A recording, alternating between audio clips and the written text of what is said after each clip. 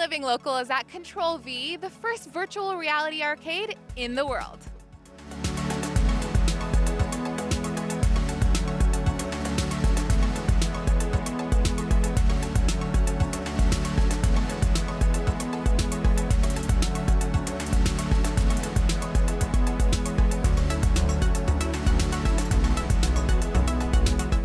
We knew that VR has been around for about 30 years, but it only became commercially available about 4 or 5 years ago. And we were kind of watching the Oculus kind of make progress, and what we realized is VR is going to take up a lot of space. And so that really became what we created, was a space that people can go to experience the technology. It's kind of dangerous to kind of roam around in your own house where there's a lot of fail videos online you can see of people breaking stuff. And we wanted to create a safe space for people to come. We do a lot of birthday parties here, and it was really the goal of giving people access to a technology that can do a lot more than just gaming, but gaming is a lot of fun and a really good way to enter the industry. With VR being newer to the world of gaming, can you explain for those of us out there that don't know what it is, what is virtual reality? So yeah, virtual reality is replacing the visuals in real life with a simulated image. You can transport yourself to an entirely different world. I mean, we have Google Earth here where you can literally travel around the world and go to all of the monuments and places that they've cataloged, but in VR. So you feel like you're there. You can travel without traveling. And we can go a lot more crazy with horror type experiences, multiplayer shooters. There's a really big array of experiences, and VR makes it really intuitive to kind of experience those for even non-gamers.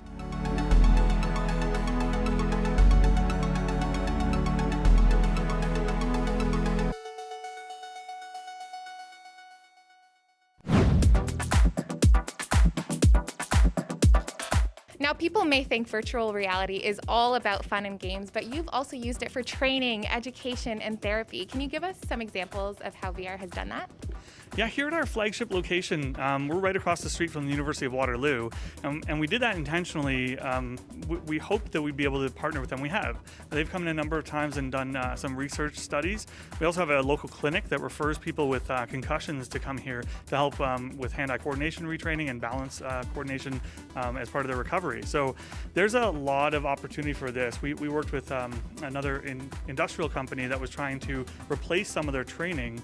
It's really expensive to do on the job because it requires $100,000 equipment to be given up for the purpose of training. We can build a simulation of that same scenario and reset it and get a bunch of metrics on it and do it all in a space that's 10 by 10 square feet. So there's a lot more opportunities, I think, ahead for VR. And like we said, gaming was a fun and kind of novel way to introduce, but beyond that, there's a lot more we can do with this. World is endless. You can do so much here. And I love that, you tell somebody about VR and it's crazy to them. I'm sure 30 years ago you could have told somebody about VR and they would have thought you were crazy. What is your favorite part about being in virtual reality? Honestly, my favorite part about, I used to play video games a lot as a kid, but my favorite part is that both my parents work here and play here, and they're in their 60s. They're not gamers. VR has leveled the playing field for people to get into immersive experiences, and what used to traditionally be like a 14-button controller, and that was the most confusing, the biggest hurdle for newcomers to participate, this has eliminated. There's at most 2 or 3 buttons per game, and you can do fully immersive experiences that you couldn't otherwise do. And we are really living in the future with this. It's so cool that you can come here, kind of play alone, but also play with so many other people. Definitely. Yeah.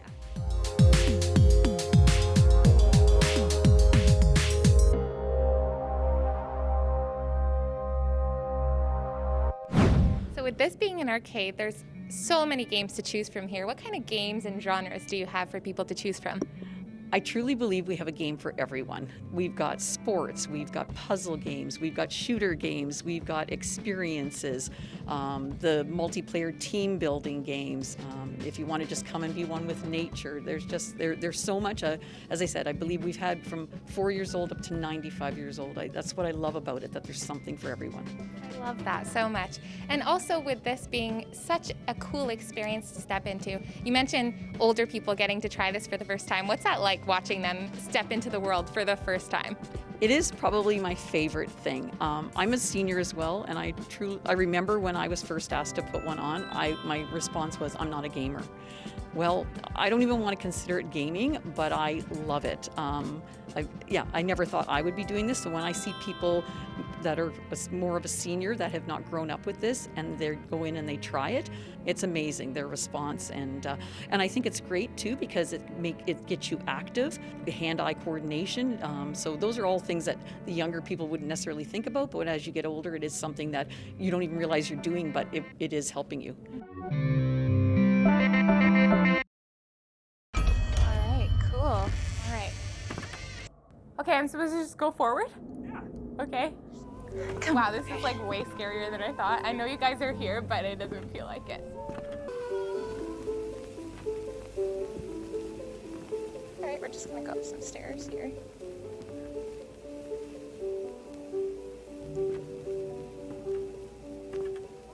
There's some broken plates. I'm literally having a panic attack right now. I'm getting the hang of this. Flashlight's not turning on though. I know why this is a jump scare game now. I think I might just have nightmares tonight. Oh. Oh no. Oh no. Oh no. I don't like this. I don't like this. Oh no, there's a creepy person. Can we exit out the game? I want to exit. Oh no. Okay. I'm gonna take it off. I'm gonna take it off. You did that before, right? We agree on that? I know, but that was really scary. Good job. You made it 10% of the way through. That was great.